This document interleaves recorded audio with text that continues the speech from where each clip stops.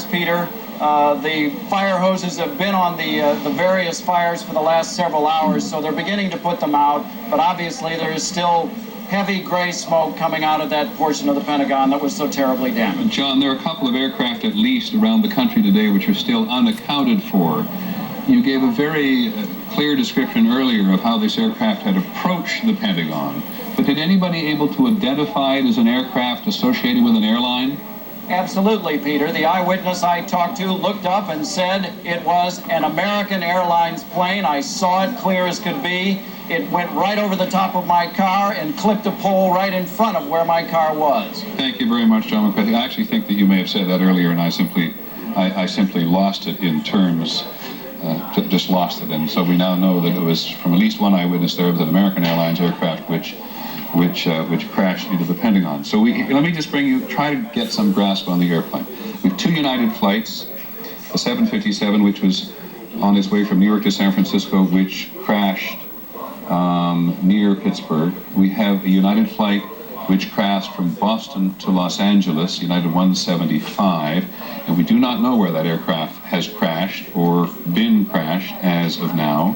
And we have these two American flights, one from Boston to Los Angeles, which is a 767 with 81 passengers and 11 crew on board, talking about almost 100 people on American Flight 11.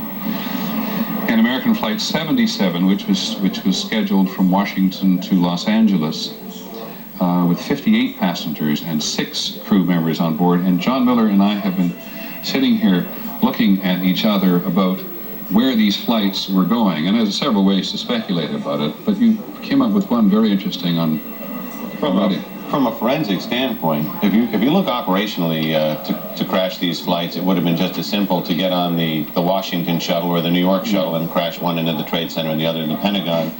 The choice of flights here, Newark to San Francisco, Boston to L.A., Dulles to L.A.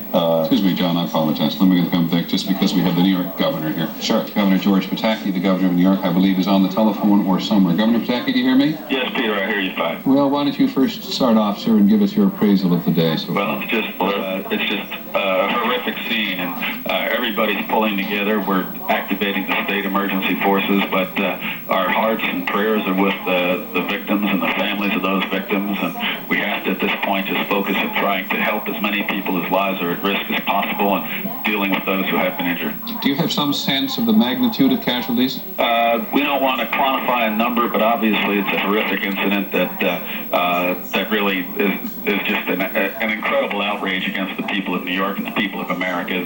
But at this point, our focus is on trying to make sure that those whose lives are still at risk are as protected, and those who have been injured are treated as quickly and as well as possible. Governor, do you believe that thousands of people have been killed? I don't want to use a number, Peter. At this point, the goal is simply to try to help as many people as possible. We're working closely with the city, with our National Guard forces coming in to help relieve the city police and fire.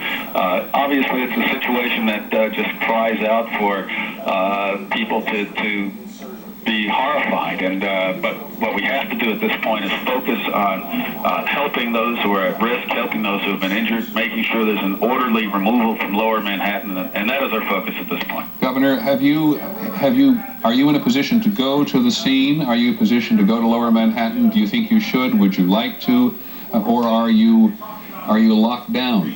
No, I'm in the city, but the important thing is to be able to stay in contact with the White House, with City Hall, with our statewide emergency services. We've got offers of support from all the surrounding states with their emergency services, and the critical thing right now is to be able to coordinate to make sure that the response is the strongest and the most compassionate it can be for the people whose lives are still at risk. And we're mobilizing National Guard units from across the state. We're getting help from the surrounding states and coordinating with the city, and that's what we're doing. That's what we have to do at this point. Governor, what have you done about the other so-called high-profile potential targets in New York City, like the UN and the bridges and things like this? Are they all evacuated and locked down now? UN's evacuated. The tunnels have been closed. The George Washington Bridge is open under security for emergency services coming in and people going out. We've shut down most of the mass transit. Grand Central is open under very tight security, but people who pass through the security have limited service to the northern suburbs, and we're doing the same thing on Long Island. But the important important thing now is to provide as much help as quickly and as effectively to those whose lives are at risk or those who've been injured, and we're working with the city and federal officials to make sure that happens. Do you believe that New York City